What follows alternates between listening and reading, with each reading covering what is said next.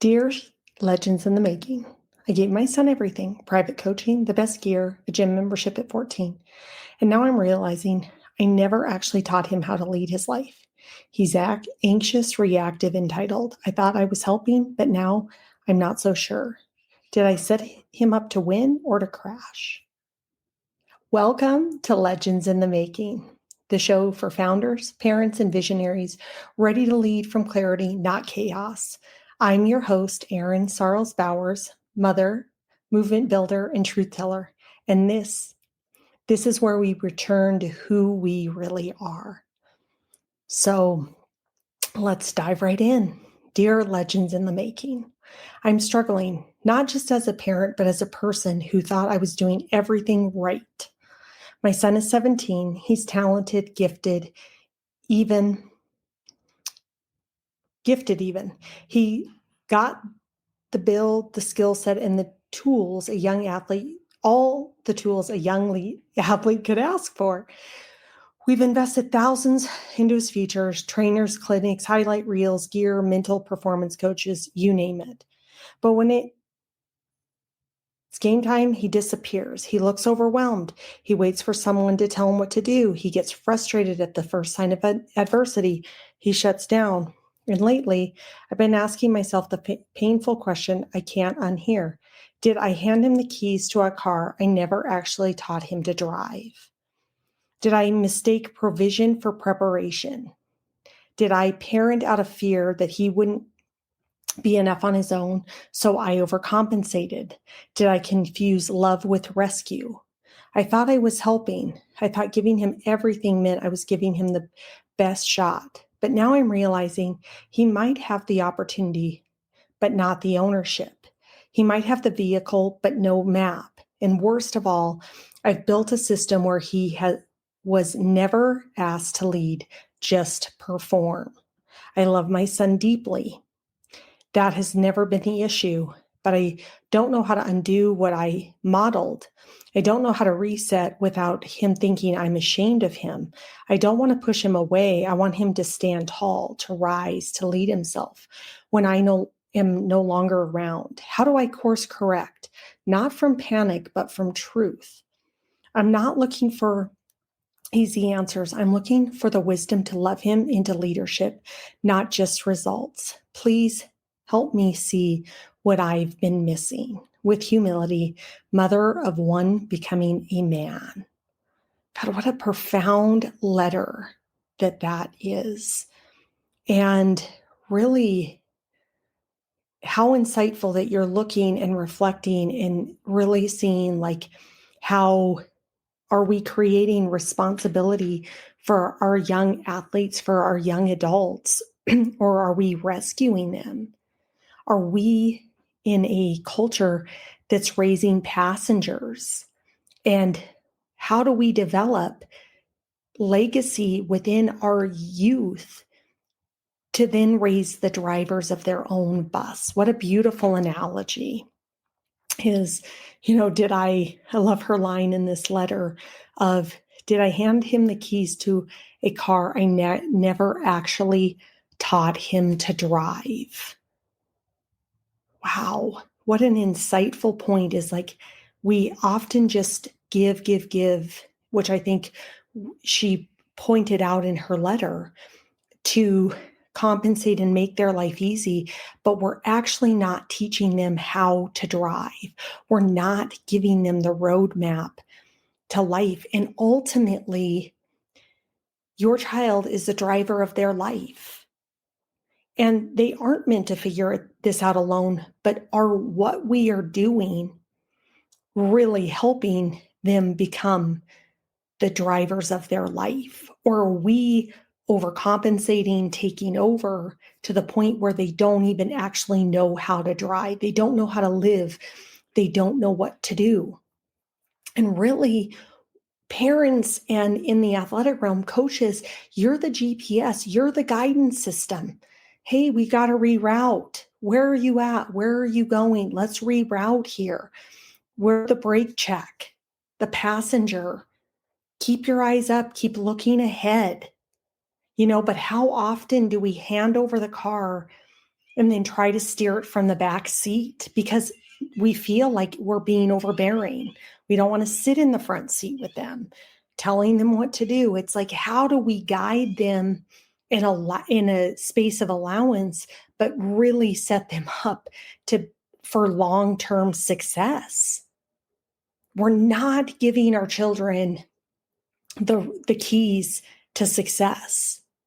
We're seeing what they're being raised in right now is a culture of instant gratification, like things at their fingertips, a perceived reality that isn't truly real. To understand that results are the efforts of very hard work, of consistent day in and day out, things that are unseen that we don't see as a result of somebody's greatness. And so we have to look at like why we rescue. When we rescue, we're not building resiliency. Us flying in to save the day as a parent is not actually helping them. And I love that analogy. It's like, I'm going to equip them with all the tools. Here's all the coaches, but are they getting the guidance and the coaching that they need to go, how do you build yourself as a quality human being? How does working with a performance coach or a strength and conditioning coach really help you become a better person? And if you're working with that person, why are you working with that person? What is that building? How is that helping them? And then it's just like, we're just going to give. And it's like, we've got to take a step back and go, how do we actually set them up for success by making them think through what do they actually need? We have this misperception in our culture, and we've gotten worse and worse and worse. I think as generations have gone along, is like, if we do it for them, it's helping. How often, and I've done this as a parent, it's like, I'm not enabling my children to step up to be better human beings when I'm the one running around making sure that they have their cleats, they have their water bottle. Oh, when they forget their water bottle, I'm bringing them their water bottle.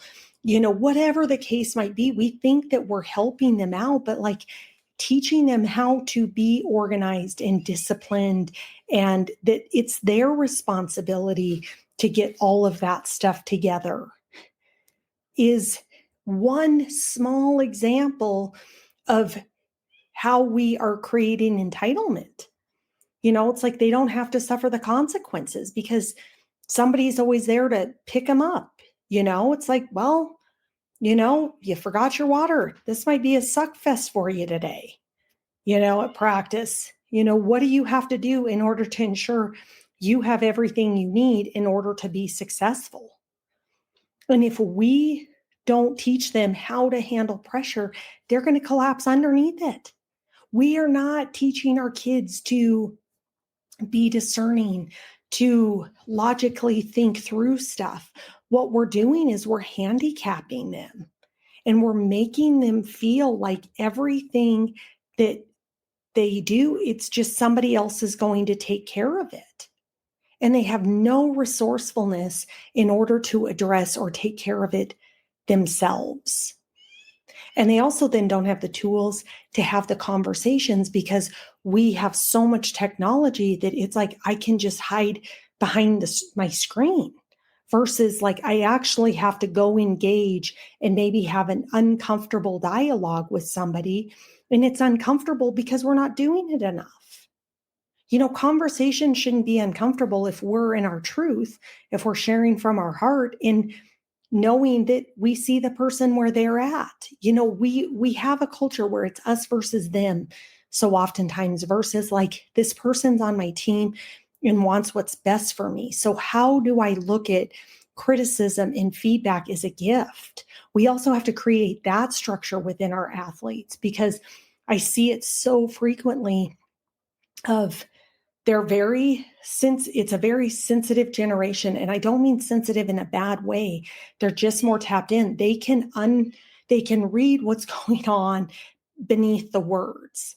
And so they're more in tune to the frequency. They're a little bit more spiritually evolved, is how I would look at it. I think of my daughter oftentimes. She is very tapped in where she can feel the underlying current. And so it's a blessing and a curse, because it's like, rather than seeing and hearing what the coach is having to say as far as how to grow, she's picking up on all the underlying discontentment that coaches might have in the situation, projecting their disappointment out. And it's like, so we as leaders, we as coaches, we as parents have to become more intelligent when it comes to our emotions, because they can read and pick up on those. And so are we in a place that is truly of service, of help, of love, and of space for them to grow? Are we the GPS in the car system, but we're really allowing them to drive? And when they get off course, we're going to help gently reroute them. This has been a big hurdle for me to get over as a parent, but what my children do is a reflection of them. It's not a reflection of me. We've created that sense of what they do is an extension of me. No, what they do is an extension of them. They're a whole and complete human being. So how do we treat them as whole and complete human beings while we're giving them the guidance they need to step into who they are? That's the journey of child to adulthood, is how do you step into the version of yourself that God asked you to be?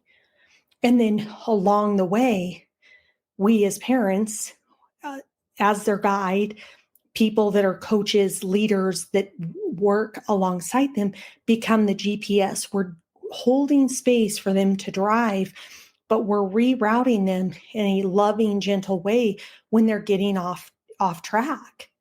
And so what they need is vision and structure and repetition and consequences and encouragement. That's what they need. That's part of the GPS system that's inside the car.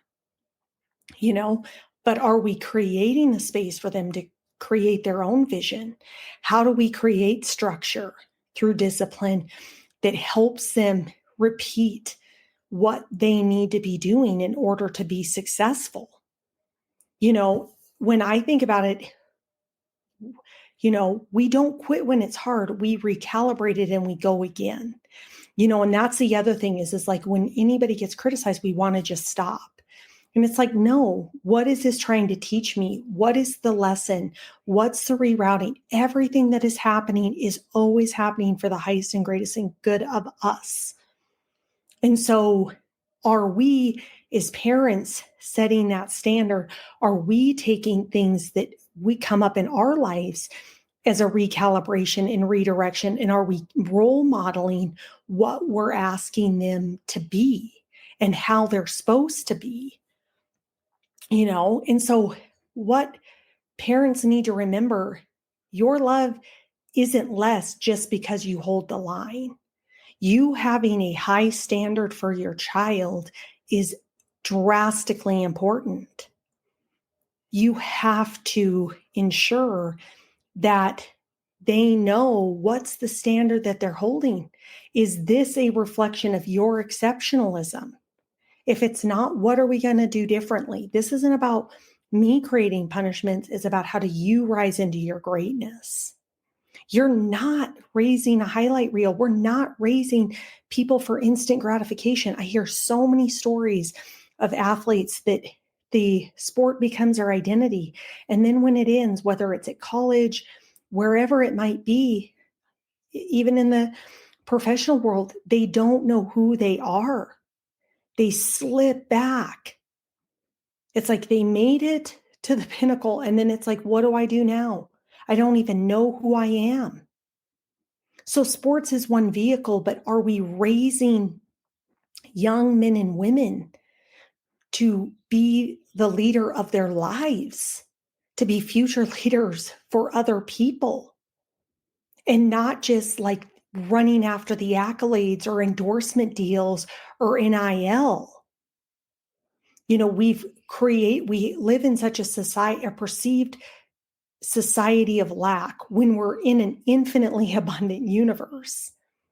And so it's like, how do we move that to one where it's like, this isn't about instant gratification. It's about the legacy you're building and who you're becoming. That's more important than how high can you jump in order to go on to college to play volleyball.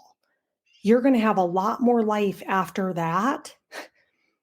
And do you have the skills and tools in order to be resilient throughout your life? And as parents, you're not responsible for their outcomes. But what you are responsible for and accountable for are the systems and standards that you set.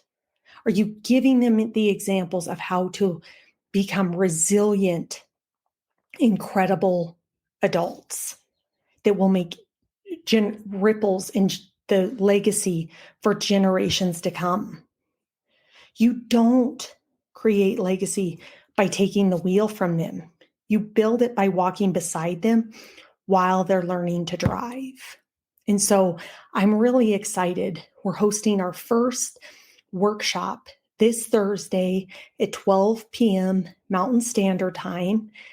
The student athlete is the bus driver, and this is a live event for parents, coaches, student athletes, anybody who wants to stop rescuing and wants to start building. So DM me bus or visit blueprintbluechip.com to register. And I cannot wait to see you there. And please share and invite all your friends if this resonates with you.